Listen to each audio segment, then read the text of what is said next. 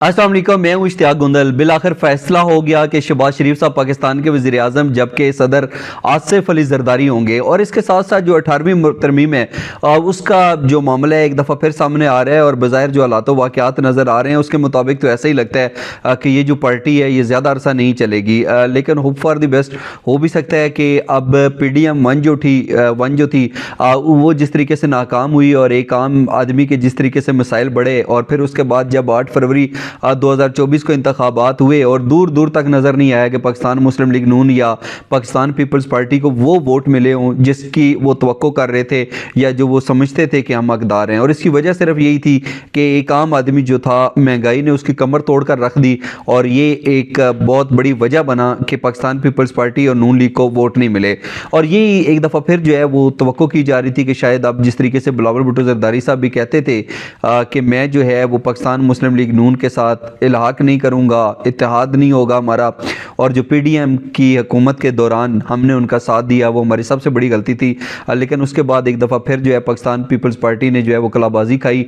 और एक दफ़ा फिर जो है वो नून लीग के साथ हाथ मिला दिया। तो बिलावल भुट्टो जरदारी से पूछा भी गया कि ये जो मैंडेट है ये तो इमरान खान का है, तो ये आप तो कहते थे कि हम जो है वो हाथ नहीं मिलाएंगे किसी के साथ, और एक दफ़ा फिर आप नवाज शरीफ साहब के साथ, शहबाज शरीफ साहब के साथ बैठे हैं। तो उन्होंने कहा कि नहीं, वो अगर हम सादा अक्सरियत से जीत जाते, हमें किसी के ऊपर डिपेंड ना करना पड़ता, तो फिर वो हालात मुख्तलिफ होते वगैरह वगैरह। बहरहाल जिन लोगों की कोई ज़ुबान नहीं होती उनके ऊपर क्या एतबार करना। और ये तो हमने शुरू से देखा है कि पाकिस्तान पीपल्स पार्टी रोटी कपड़ा और मकान का नारा लगाती रही। आज आप खुद ईमानदारी से बताएं कि क्या पाकिस्तानियों को रोटी कपड़ा और मकान मिल गया, या एक गरीब आदमी जो है उसकी ज़िंदगी आज मज़ीद जो है वो खस्ता हाली का और बदहाली का शिकार है। अब बहरहाल लगता यही है कि बहुत मुश्किलात आएंगी, ये पार्टी नहीं चलेगी। लेकिन अब अगर ये पाकिस्तान पीपल्स पार्टी और नून लीग इसका अंदाज़ा कर लें कि अगर वो डिलीवर नहीं करेंगे तो ये मुश्किलात इसी तरीके से बढ़ेंगी और आने वाले दिनों के अंदर पाकिस्तान की सियासत के अंदर इन दो ख़ानदानों का जो है वो दूर दूर तक कोई आसार नज़र नहीं आएंगे। तो फिर यकीनी तौर के ऊपर इनको कोशिश करनी चाहिए कि हम डिलीवर करें, और मेरा ख्याल है कि इस दफ़ा ये कोशिश करेंगे भी।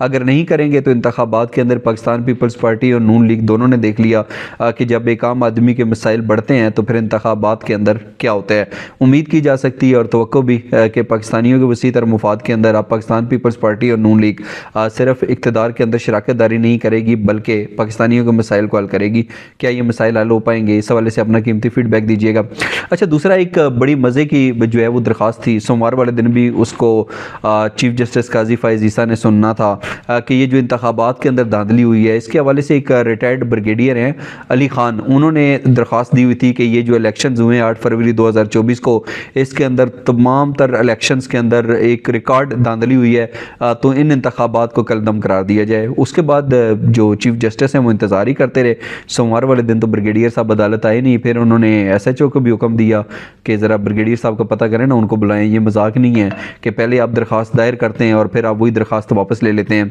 बहरहाल एक बड़ी दिलचस्प सूरत हाल पैदा हुई, लेकिन आज पता चला है कि वो दरख्वास्त जो है वापस हो गई है। लेकिन इसके साथ साथ जो ब्रिगेडियर अली ख़ान है उनको 5 लाख रुपये का जुर्माना जो है वो सुनाया गया है, सज़ा दी गई है कि 5 लाख रुपया जो है वो जुर्माना जमा करवाएंगे। अच्छा, लेकिन ये जो ब्रिगेडियर अली ख़ान है इन्होंने सुप्रीम कोर्ट को एक ईमेल की थी और उसके अंदर उन्होंने बताया था अपना जो, क्योंकि पाकिस्तान के अंदर मौजूद नहीं थे, उन्होंने उससे हवाले से जो रेलिवेंट डॉक्यूमेंट्स थे वो भी बताए और उन्होंने कहा कि मैं पाकिस्तान के अंदर मौजूद नहीं हूँ, लेकिन मैंने 13 फरवरी को ही जो है इस्तदा की थी कि ये दरख्वास्त मैं वापस लेना चाहता हूँ। बहरहाल उसके ऊपर जो है ब्रिगेडियर अली ख़ान तो अदालत में नहीं पहुँचे, अलबत्ता वहाँ पर जो चीफ जस्टिस काजी फ़ाइज़ ईसा हैं उनको जब सारी चीज़ का पता चला कि जो ब्रिगेडियर अली ख़ान है वो पाकिस्तान के अंदर मौजूद नहीं है, बल्कि वो पहले दोहा गया और वहाँ से फ़्लाइट लेकर बहरीन चले गए, तो उसके ऊपर चीफ जस्टिस काजी फ़ाइज़ ईसा ने कहा कि अजीब शख्स है, 1 वे फ़्लाइट लेकर गया था, हालांकि अगर ये रिटर्न टिकट लिया जाए तो वो सस्ता पड़ता है। बहरहाल एक बड़ी दिलचस्प सूरत हाल पैदा हुई, लेकिन बिलाखिर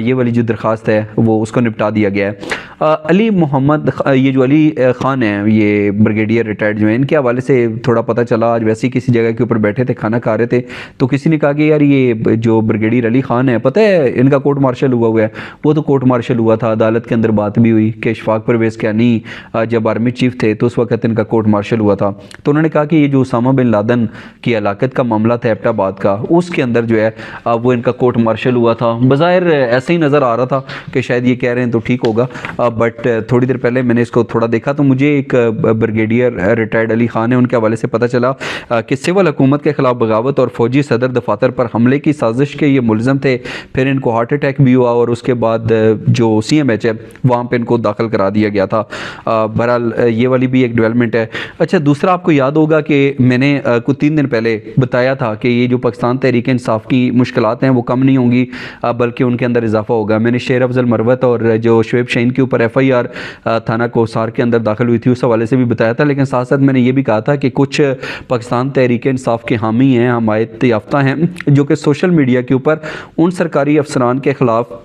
मुख्तलिफ़ किस्म की पोस्ट लगा रहे हैं जो रिटर्निंग अफसरान थे या डिस्ट्रिक्ट रिटर्निंग अफसरान थे, और उनके ख़िलाफ़ इस तरह के बयान दिए जा रहे हैं कि अगर तुम लोग जुल्म के सामने डट कर खड़े नहीं हो सकते तो इतने बड़े बड़े उहदों पे बैठने के काबिल ही नहीं थे। फिर किसी ने लिखा हुआ था कि बड़े बड़े उहदों पे बैठे छोटे लोग, और साथ तस्वीरें लगाई जा रही थी assistant commissioners, deputy commissioners, SPs, SSPs वगैरह की। तो उस वक्त मैंने कहा था कि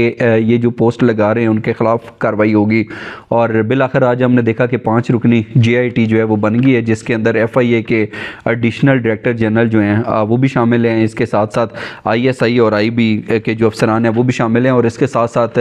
नादरा और पाकिस्तान टेलीकम्युनिकेशन अथॉरिटी के भी 20वें ग्रेड के अफसरान शामिल हैं। तो अब बाज़ाहिर ऐसे ही नज़र आ रहा है। ये मैं एक दफ़ा फिर आपको कह रहा हूँ कि अगर कोई शख्स ये कहता है कि इन इलेक्शंस के अंदर पाकिस्तान तहरीक इंसाफ को बहुत बड़ा वोट बैंक मिला है, और उस वोट बैंक के बाद जो बासर इदारे हैं या हल्के हैं उनका रवैया इमरान खान के हवाले से या पाकिस्तान तहरीक इंसाफ के हवाले से तब्दील हो गया है, उसके अंदर नरमी नज़र आ रही है, लचक नज़र आ रही है, तो ये सरासर गलत बयानी से काम लिया जा रहा है। पाकिस्तान तहरीक इंसाफ की मुश्किलात कम नहीं होंगी, अभी टाइम लगेगा, और जो लोग इस तरह की पोस्ट लगा रहे हैं उनके ख़िलाफ़ भी एक सख्त कार्रवाई अमल में लाई जा रही है। और उस GIT के अंदर कौन कौन शामिल है ये मैंने आपको बता दिया है। तो आपको क्या लगता है कि बिल आखिर अभी जो सदर साहब अगर आसिफ अली जरदारी होंगे और शहबाज शरीफ जो है वो वज़ीर आज़म होंगे, तो फिर पाकिस्तान तहरीक इंसाफ अपोजिशन करेगी? अगर अपोजिशन करेगी तो वो कितनी स्ट्रॉन्ग अपोजिशन होगी? इस हवाले से अपना कीमती फीडबैक जरूर दीजिएगा। आज के व्लॉग देखने का बहुत शुक्रिया। अपना ख्याल रखिए। अल्लाह हाफ़िज़।